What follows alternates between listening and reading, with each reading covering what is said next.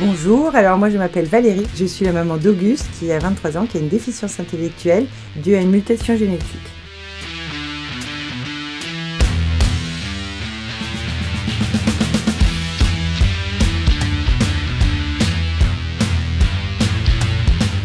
Pour nous, dans la famille, avec mon mari, on a toujours imaginé qu'Auguste puisse avoir sa vie à lui. Une chose importante, c'est de prendre les transports en commun pour se rendre à l'école, puis à l'IM-Pro, puis maintenant à son travail. Au départ, c'est très angoissant.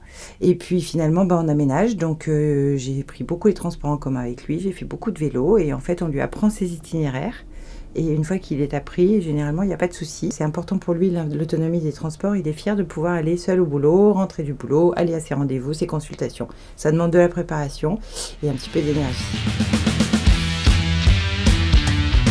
Toujours dans la même démarche d'autonomie, Auguste est un travailleur des AT, c'est un service d'aide par le travail. Il est finalement, je crois, aussi content d'être avec ses pairs et d'avoir ses collègues. Il faut savoir qu'avec la déficience intellectuelle, Auguste a peu de vie sociale en dehors de celles qui sont celles de son travail et celles que nous on lui fournit. Il aime bien y aller. Ça lui demande de mobiliser des compétences, de se concentrer, de supporter aussi du bruit, une grande structure, des ateliers, mais il est fier de travailler. On s'imagine qu'Auguste il peut être que à la maison ou que dans une institution. Que si c'est dans une institution, c'est en milieu que c'est en internat forcément, alors qu'aujourd'hui on sait qu'il y a plein de formules qui sont en train de se proposer et de se préparer et d'être mises en place. On a envie qu'Auguste ait sa vie autonome avec son habitat. Lui il freine parce que ça lui fait peur. Mais voilà, donc on essaye de développer cette chose pour lui, et pour lui, pour nous et aussi pour la fratrie, puisqu'on ne sera pas éternel. Il faut quand même préparer l'avenir. J'espère qu'un jour il tombera amoureux et qu'on sera en mesure de l'aider dans cette vie amoureuse. Il y a plein de tabous qui sont quand même difficiles à faire tomber. Même quand on lutte pour l'autonomie de son enfant depuis toujours et qu'on est fermement décidé, en fait, au fur et à mesure, il y a des sujets vraiment intimes qui ressortent.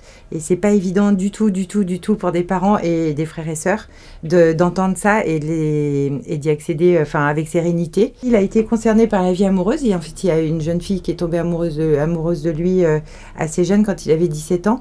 Ça a été un peu une période de panique pour nous parce que, comme dans un vrai cliché, en fait, on s'était pas préparé à cette question-là, parce que on les considère quand même toujours comme des enfants. Donc en fait, apprendre que non, que c'est plus un enfant, que c'est un ado, qui a des besoins, qui a des sensations. Après, s'agissant d'Auguste, il a quand même des difficultés avec la perception de son corps. Donc il faut se faire aider, on se fait aider, Auguste se fait aider. Les personnes que je découvre avec le handicap d'Auguste, pour moi, il est essentiel qu'elles soient dans la société, complètement dans la société. Je suis consciente que ça demande beaucoup d'énergie à l'entourage, à la famille, à la fratrie ou au tuteur, parce qu'en fait, les choses sont parfois un peu plus compliquées. Il y a beaucoup de familles qui s'enferment, qui du coup ne peuvent pas avoir une vie sociale, parce que ça demande beaucoup d'énergie. Mais c'est vraiment c'est important pour moi, parce qu'on est différents, on a tous des handicaps. Moi, je suis nulle en maths, c'est mon handicap, j'en ai plein d'autres. Et donc voilà, apprendre à vivre les uns avec les autres, même si c'est pas facile.